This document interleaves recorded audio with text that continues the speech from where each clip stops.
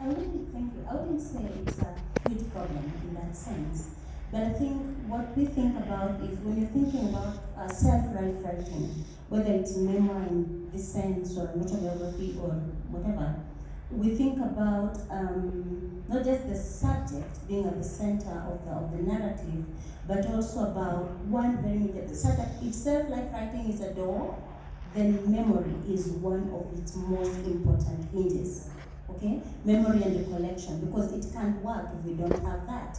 If Ngugi is writing about his period between 1938 and 1954, writing about it in 2010, I mean, it can only be done through memory and recollection. So he has to do what we call unconscious fictionalizing, okay, because he has to recollect, right? And what he does is that in trying to mediate this gap that has existed over time, and he was a child at that time, that's how you start finding other voices in the narrative. So the fictionalizing has to appear. You find the voices of, say, his brothers, his sisters, his mother, but most importantly, in Dreams in a Time of War, the voice of Gandhi. Whether or not Ngadi existed is a different story altogether, but Gandhi becomes a very central voice in this narrative, and that is why you begin thinking about fictionalizing. I wish you could ask him that question, even Gandhi existed. But Gandhi becomes very important because this is a child.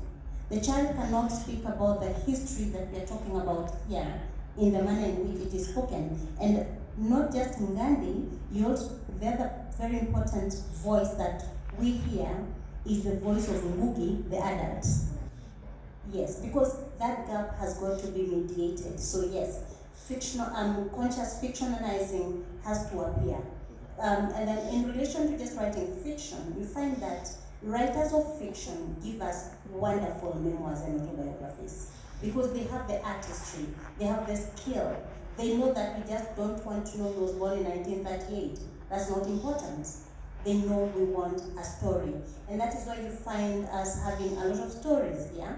A lot of anecdotes, a lot of song, because that's also important. The art of storytelling also becomes important in as much as you're telling a self-narrative, so that we don't just have a dry narrative. So those voices are important and they bridge that gap.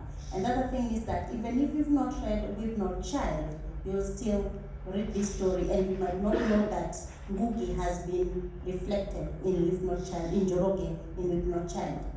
Yeah, that's how I look at it for now.